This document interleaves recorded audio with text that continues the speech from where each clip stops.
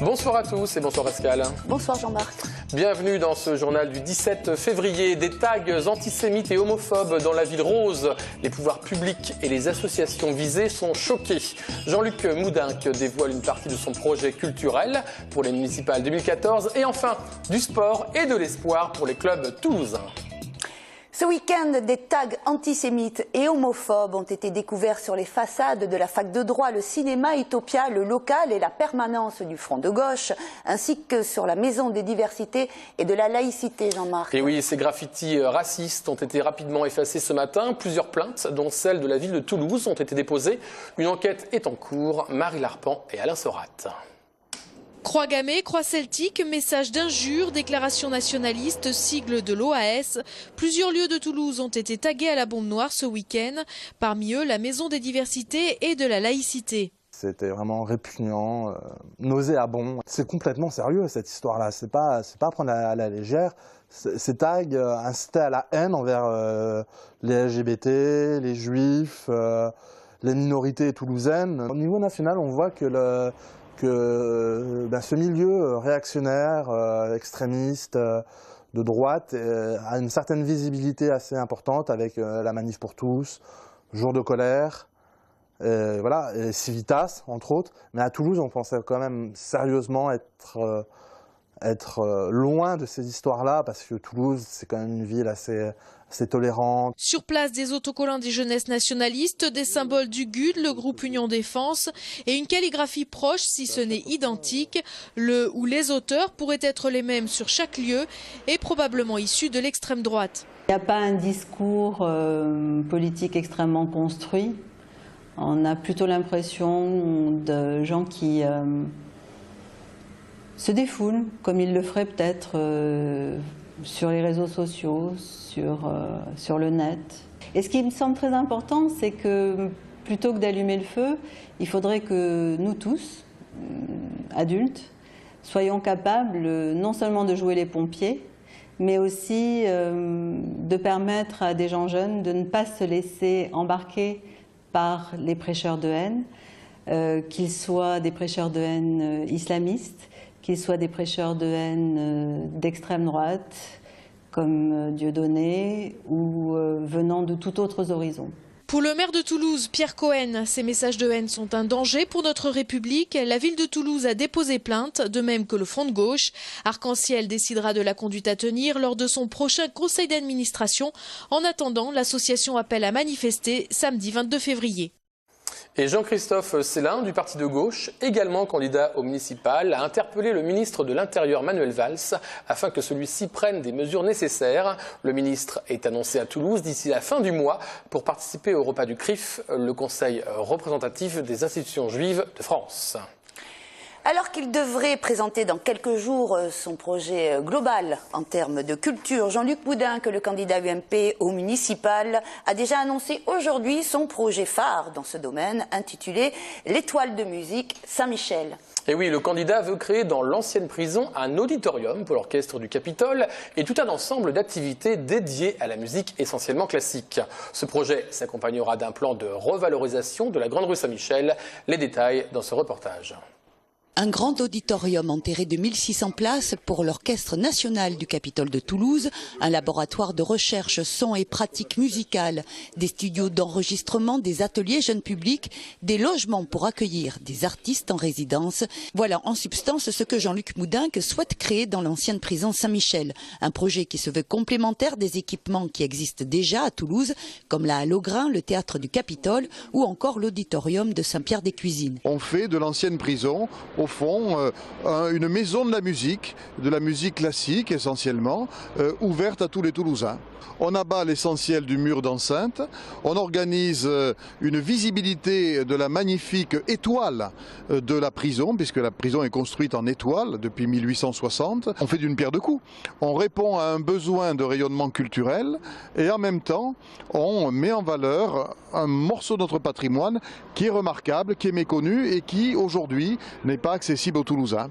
Le candidat UMP se refuse à chiffrer son projet qui s'accompagnera d'un plan ambitieux de rénovation de la Grande Rue Saint-Michel. Le calendrier des travaux découlera d'un partenariat financier local entre Toulouse Métropole, les collectivités territoriales et bien sûr l'État, propriétaire des murs de la prison. Je pense que l'État, qui a l'habitude de subventionner tous les projets culturels d'envergure, peut, au lieu de faire un chèque, céder le foncier quasiment gratuitement à la collectivité. La première étape, c'est négocier avec l'État l'acquisition. Et une fois qu'on est propriétaire, d'abattre les murs, d'ouvrir au quartier cette fameuse étoile qui lui est aujourd'hui cachée, créer un jardin public. Ça, c'est une première étape de réappropriation du lieu, de partage du lieu, qui peut être faite rapidement et à très peu de frais. Installer la Toulouse Business School dans l'ancienne prison, comme le propose Pierre Cohen, alors que celle-ci ne le souhaite pas, c'est un procédé pour le moins critiquable selon les propos de Jean-Luc Moudenc. Ce dernier propose d'implanter la TBS dans les anciens locaux du CEAT. Sans attendre l'acquisition de l'étoile, Jean-Luc Moudenc souhaiterait aménager dès 2015 le Castelet en espace de mémoire dédié aux faits de la résistance ayant eu lieu à la prison Saint-Michel. La Banque de France a rendu public mercredi dernier les chiffres de l'année 2013 concernant le surendettement des particuliers. Et oui, si l'on constate une quasi-stabilité par rapport à 2012 au niveau national, en Haute-Garonne, nous enregistrons une hausse importante, soit 5,6%. Une hausse qui s'explique par une meilleure information faite aux familles en détresse qui n'hésitent plus à déposer des dossiers. La Banque de France a dévoilé la semaine dernière le bilan 2013 concernant le surendettement des particuliers. En Haute-Garonne, 3652 dossiers ont été déposés au cours de l'année 2013, une augmentation des dépôts de 5,6% par rapport à 2012, qui en avait enregistré 3500. Et la dette moyenne qui est traitée dans ces commissions de surendettement, pour ce qui est de la Haute-Garonne, est à peu près 36 000 €. Et c'est une dette qui est un peu inférieure de celle qui est de la moyenne nationale. Ces situations de surendettement sont le plus souvent liées à un nombre trop important de crédits, mais aussi à des accidents de la vie, perte d'emploi, séparation, maladie. Ainsi, la commission de surendettement, qui est chargée d'étudier les dossiers déposés, définit, en fonction de la situation financière, les alternatives envisageables. Que soit on aboutit à un rééchelonnement, une restructuration des dettes et donc un allègement de la charge des ménages concernés, soit si vraiment il n'y a pas de capacité de remboursement et si la situation du ménage est irrémédiablement compromise, éventuellement, s'il n'y a pas d'autre solution, un effacement de la dette. En outre, l'augmentation des dépôts de dossiers en Haute-Garonne peut s'expliquer par la volonté de la Commission de mieux informer. De notre côté, par contre, nous travaillons de plus en plus à améliorer le partenariat qu'on peut développer avec divers travailleurs sociaux qui accompagnent souvent cette population surendettée, que ce soit avant le dépôt d'un dossier ou ensuite pour bien mettre en place les préconisations que la Commission a proposées. En effet, de nombreuses associations telles Famille de France ou Crésus œuvrent afin d'aider les personnes surendettées à élaborer avec précaution leurs dossiers destinés à la Banque de France. Les professeurs et personnels du collège Hubertine Auclair dans le quartier Croix-Dorade n'en peuvent plus. Et oui, de façon répétitive depuis fin novembre 2013, certains élèves déclenchent l'alarme incendie. Pour que cela cesse, le proviseur du collège a employé aujourd'hui les grands moyens. Un reportage de Marion Posier. C'est plus que pénalisant, puisque quand vous avez 5, 6, 7 alarmes dans une journée, ça veut dire qu'on ne travaille plus. Mais au-delà de perdre du temps, s'instaure un climat qui est vraiment extrêmement désagréable, voire impossible, dans ce qui est notre objectif premier, c'est-à-dire les apprentissages scolaires. Mais on a toujours une frange d'élèves qui sont sur le refus. Et c'est avec cette frange-là, il faut qu'on puisse travailler d'une manière différente, donc les prendre en charge différemment. Et c'est la raison pour laquelle j'ai demandé à Madame la rectrice de pouvoir travailler avec l'équipe mobile de sécurité. Parce qu'avec l'équipe mobile de sécurité, puisqu'on a réinstauré pour l'instant une certaine sérénité, il faut qu'on puisse travailler avec eux sur la sensibilisation de tous les élèves sur les différents comportements qui posent problème dans l'établissement, d'abord pour leur propre réussite, mais aussi pour un climat qui soit un climat d'apprentissage. Le taux de chômage des personnes handicapées est 2 fois plus élevé que celui des personnes valides. Partant de ce constat, la société toulousaine Websour a décidé de développer le site internet Jobsour. Et oui, Pascal, c'est une plateforme qui met en lien les entreprises et demandeurs d'emploi sourds en traduisant en langue des signes les offres et les CV notamment. Jobsour ou comment faciliter l'accès à l'emploi. Un reportage de Marlène Canal et d'Alain Sorat. Environ 2 tiers des personnes sourdes seraient à la recherche d'un emploi aujourd'hui, car dans le monde du handicap, la surdité a ceci de particulier qu'elle induit des difficultés de communication, qui plus est dans la recherche d'un emploi. Il y a une forme d'illettrisme pour les personnes sourdes parce que l'apprentissage de la langue française est en fait comme un apprentissage d'une seconde langue finalement, puisqu'ils ont la langue des signes comme première langue. Pour les sourds de naissance et du coup l'accès à l'écrit est plus compliqué. Il y a des syntaxes différentes et donc les offres d'emploi ne sont pas toutes accessibles parce que certaines nuances leur échappent. Florence a une formation dans le dessin publicitaire et cela fait 5 ans qu'elle ne travaille pas. Un parcours difficile, elle s'est même résolue à donner des cours de langue des signes comme travail alimentaire.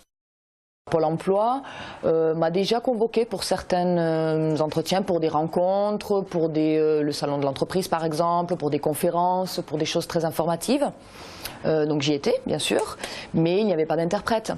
Donc voilà, Pôle emploi n'était pas conscient que le handicap surdité forcément nécessite une accessibilité au niveau de la langue. Cap Emploi, eux, sont peut-être plus à même, ils ont un réseau de partenaires qui prennent en compte la surdité. Sur le site Jobsour, les offres d'emploi et les réponses des candidats potentiels sont traduites en langue des signes. Plus de difficultés de communication donc, mais des offres qui ne sont pas toujours forcément adaptées, comme ce poste de conseiller commercial en boutique chez un opérateur téléphonique. Et là, certes, s'il s'agit d'accueillir des clients, je ne sais pas dans quelle langue cela va se passer, mais si c'est un public tout à fait large, voilà, ça va être un petit peu compliqué. Est-ce que ce sont des personnes sourdes? Voilà, le souci est quand ils postent une annonce, une offre d'emploi, est-ce qu'ils ont conscience que ce sont des personnes sourdes qui vont y postuler uniquement? C'est là la question. Aucune offre ne sont réservées aux personnes handicapées ou sourdes. Le message qu'on porte à Jobsour, c'est qu'effectivement rien n'est impossible et qu'aujourd'hui, il existe de nombreuses compensations techniques possibles qui peuvent permettre d'adapter beaucoup de postes. Et donc en fonction du poste et en fonction du candidat sourd, au cas par cas, on peut souvent essayer de trouver des solutions. Et on a déjà vu beaucoup de belles innovations justement au niveau de la compensation et de l'adaptation du poste de travail. Le site Jobsour met pour l'instant en lien 80 profils et une dizaine d'offres. De nouveaux partenariats avec l'avionneur européen notamment devraient bientôt venir étoffer le nombre d'offres d'emploi. Et Pascal, vous avez été heureuse ce week-end. Vous préférez le sport rugby ou le sport foot? Ah mais écoutez, j'ai un passé avec le stade, donc forcément il y a un peu de rugby, oui. Bon, en tout cas, 2 victoires, une pour le foot, une pour le rugby. En plus, toutes les deux à l'extérieur. Samuel Prieur nous détaille les rencontres. Après 8 défaites de rang à l'extérieur en top 14, le Stade Toulousain a enfin retrouvé le goût de la victoire. Face au Biarritz Olympique de Serge Blanco, dernier du championnat, et malgré l'interruption de la rencontre après une panne d'éclairage, les Rouges et Noirs n'ont pas connu de frayeur, l'emportant 16-6. Un seul essai inscrit lors de ce match comptant pour la 19e journée de top 14. Il est l'œuvre de l'international Gaël Ficou. Sur une passe au pied lumineuse de Sébastien Bézi, Ficou a de nouveau fait parler sa vitesse. Autre international aligné, Jean-Marc Doussin, malgré les consignes du 15 de France de laisser au repos les titulaires en puissance. Doussin est l'auteur du reste des points de son équipe. Guinoves et ses joueurs sont toujours à la 7e place du championnat, mais les phases finales restent un objectif réalisable. Dès le week-end prochain face au Castres Olympique, les Toulousains seront dans l'obligation de ramener un résultat pour continuer d'espérer à une fin de saison plus souriante. Du côté du ballon rond, les Violets ont retourné une situation bien compromise face à Lorient. Malgré l'expulsion d'un Merlu sur ce tacle dangereux, ce sont bien les Bretons qui ouvrent le score en première période. Mais le TFC ne va pas paniquer sur le terrain synthétique des Lorientais. La deuxième mi-temps sera prolifique et verra Wissam Ben Yedder se mettre en évidence. Un but de Renard des surfaces, de la tête pour égaliser, puis 2 passes décisives. L'une en direction de Serge Aurier qui n'a plus qu'à conclure le travail, l'autre pour Martin Braithwaite qui assure le succès des siens, 3-1. Depuis le début de la saison, Ben Yedder et Braithwaite ont inscrit 7 buts chacun. Un duo prolifique qui devrait permettre de voir plus haut que la 10e place actuelle du TFC. Et puis Pascal, vous qui aimez le rugby, la semaine prochaine, il y a le derby entre Castres et Toulouse. Alors votre cœur balance ? Je ne manquerai pas de le regarder, ça c'est sûr. Je me déplacerai peut-être pas, mais je le regarderai. Votre réserve journalistique vous empêche de dire pour quelle équipe vous êtes. Voilà. En tout cas, retrouvez lundi sport à partir de 19h25. Vous pourrez voir Samuel Prieur qui détaillera le détail des rencontres sportives, que ce soit du rugby ou du foot. Et puis ensuite, à partir de 21h, vous pourrez regarder le match Lorient-TFC dans son intégralité sur notre antenne. Un peu de bande dessinée, Pascal ? Un peu de lecture. Pour conclure avec la rencontre samedi dernier du dessinateur scénariste Fred Nedart, que vous connaissez bien, Jean-Marc, c'était à la librairie Terre de Légende. Et oui, il dédicaçait sa bande dessinée intitulée Les Pieds Noirs à la mer, une histoire personnelle et nationale qu'il raconte avec un recul et une intelligence, mais sans angélisme. Les Pieds Noirs, ces Français apatrides, ni d'Algérie ni de France. À partir de 62, ils ont perdu tous leurs repères. Fred Nedart parle de ces oubliés de l'histoire, mal aimés et mal compris. On a souvent campé les pieds noirs dans une position d'exploiteurs. Ils faisaient suer le burnous, comme on dit. C'était des salauds, c'était des sales colonialistes. Il y en avait, bien sûr, mais en réalité, 99% des pieds noirs, c'était des petits blancs. C'était d'ailleurs des gens qui souvent ne touchaient un salaire inférieur à ceux de la France métropolitaine. Et ils faisaient leur boulot, ils n'exploitaient pas la population indigène. Comme ils étaient dépeints comme des méchants, on a estimé que le traumatisme de leur exode, c'était quelque chose de bien mérité. C'est-à-dire qu'ils perdaient tout ce qu'ils avaient, mais c'était des biens mal acquis pour l'inconscient collectif. Donc c'était bien fait pour eux, donc on avait complètement nié leur drame. Alors qu'en définitive, tout ce qu'ils avaient gagné, ils l'avaient gagné souvent à la sueur de leur front. Le dessinateur scénariste raconte l'histoire de sa famille. Tel La Fontaine ou Spiegelman, il dessine des animaux pour mieux parler des travers humains, et notamment du racisme. Il y a cette rancœur qui s'est cultivée, qui s'est autocultivée, mélangée avec de la nostalgie. Et cette absurdité, elle est d'autant plus forte, comme je le dis dans le livre, que les Français d'Algérie, les pieds noirs d'Algérie et les Algériens, les musulmans, ont beaucoup de choses en commun. Ils ont les mêmes recettes de cuisine. Quand on va chez un pied noir, on retrouve un mobilier, des peintures orientalistes. Ma grand-mère, qui était juive pied noir avant de parler français, elle parlait arabe. Et pourtant, ça ne l'empêchait pas de dire des horreurs sur les Arabes, quoi. Et c'est ça qui montre que le racisme, c'est complètement absurde, quoi. À sa façon, Fred Nedart fait œuvre d'histoire et libère la parole.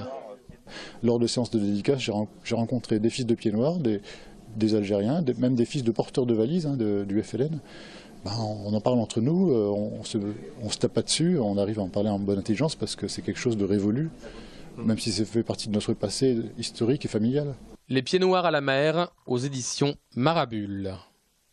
Voilà, avant de se quitter, je vous rappelle qu'à partir du mercredi 19 février, TLT, la rédaction de TLT, ouvre sa chaîne aux municipales avec des débats sur la campagne des municipales, des débats qui concernent les villes régionales, les préfectures, mais aussi les villes de la Haute-Garonne. Et nous finirons évidemment avec les candidats toulousains. Pascal, vous avez quelques villes.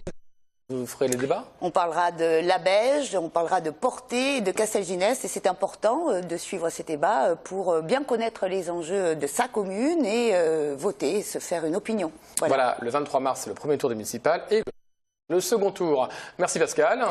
Bonsoir Jean-Marc. Bonsoir. Demain, on retrouve Jérôme Bollock à ce siège. Au revoir et bonne soirée.